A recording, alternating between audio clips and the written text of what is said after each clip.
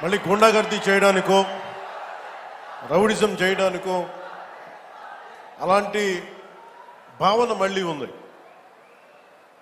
మీకు తెలుసు కదా, రౌడిజానికి గుండాలకి గుండాగర్దీలకి బయటపడితే మన రాజకీయాలకు వస్తాం.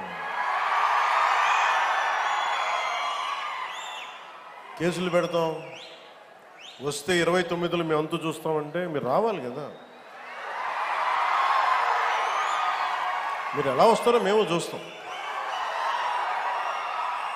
నాకు వారి మీద, వైసీపీ నాయకుల మీద ఈరోజు చెప్తున్నాను, మొదటి నుంచి చెప్తున్నాను, వ్యక్తిగతంగా నాకు ఎవరి మీద కక్ష ఉండదు. మనస్ఫూర్తిగా నా గుండెల మీద ఆత్మసాక్షిగా చెప్తా, నాకు ఎవరి మీద కోపం ఉండదు. కానీ మీరు సగటు మనిషిలో, ఈ దేశంలో ఉన్న సగటు మనిషికి, సగటు మధ్యతరగతి మనిషికి, సగటు రైతుకి, సగటు యువకుడికి, సగటు యువతకి మీరు కనుక భయభ్రాంతుల్ని క్రియేట్ చేస్తే దాన్ని ఎదుర్కొనే కదా ఇక్కడ దాకా వచ్చాం. మీకు 151 సీట్లు వచ్చినప్పుడు కదా, నేను 2 చోట్ల ఓడిపోయినప్పుడు కదా మేము ఎదుర్కొని బలంగా నిలబడింది.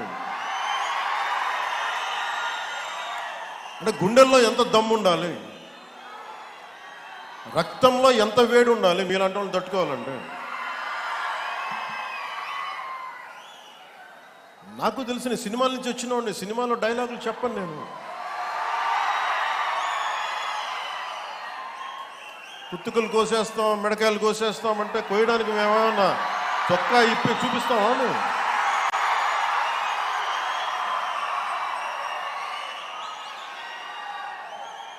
నేను సినిమాలో డైలాగులు చెప్పడానికి కూడా ఇబ్బంది పడతాను. సింహం గడ్డం గీసుకుంది, మేము గడ్డం గీసుకోలేదు. ఈ సరదాగా ఉంటాయి, మిమ్మల్ని చీరప్ చేయడానికో సరదాగా చేయడానికి.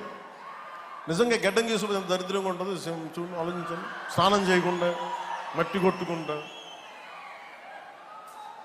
అంటే ఇవన్నీ ఏంటంటే సినిమాల్లో చెప్పిన డైలాగులు. అవి ఎందుకు చెప్తున్నానంటే సందర్భానుసారంగా చెప్తున్నాను.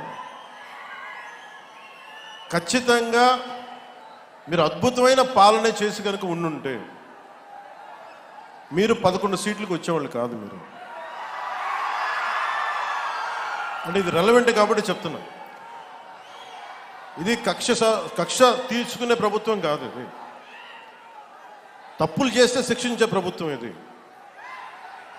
అలాంటిది అంటే ఇది ఎందుకు చెప్తున్నానంటే మీకు వినండి మళ్ళీ అరవండి. మీ ఉత్సాహాన్ని కాదనలేదు, మీరు వినండి.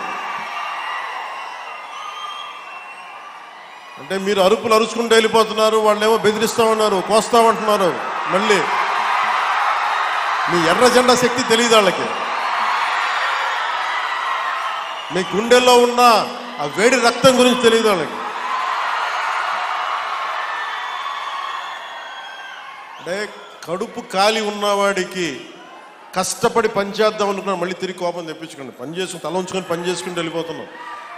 నిజంగా 11 సీట్లు వచ్చిన ఆ పార్టీగా మేము గౌరవిస్తున్నాం. ఈ ప్రభుత్వం గౌరవ ముఖ్యమంత్రి శ్రీ నారా చంద్రబాబు నాయుడు గారి నాయకత్వంలో ఉన్న ఎన్డీఏ కూటమి నడుపుతున్న ఈ ప్రభుత్వంలో తప్పులుంటే ఖచ్చితంగా చెప్పండి. ఖచ్చితంగా చెప్తే మేము సరిదిద్దుకుంటాం, లేదా వివరణ ఇస్తాం. అంతేగాని మేము కుత్తుకులు కోసేస్తాం, రంపాలు తెస్తాం, రంపాలు పెట్టి కుత్తుకులు కోస్తామంటే మీకు తెలుసు కదా, అలాంటి వాటికి తాటాకి చప్పుళ్ళకి మేము భయపడం. సో జల్ జీవన్ మిషన్కి 2019 నుంచి 2024కి నరేంద్ర మోదీ గారి ఆధ్వర్యంలో నాయకత్వంలో ఉన్న కేంద్ర ప్రభుత్వం మన రాష్ట్రానికి 26,000 కోట్ల రూపాయలు శాంక్షన్ చేసింది మనకి.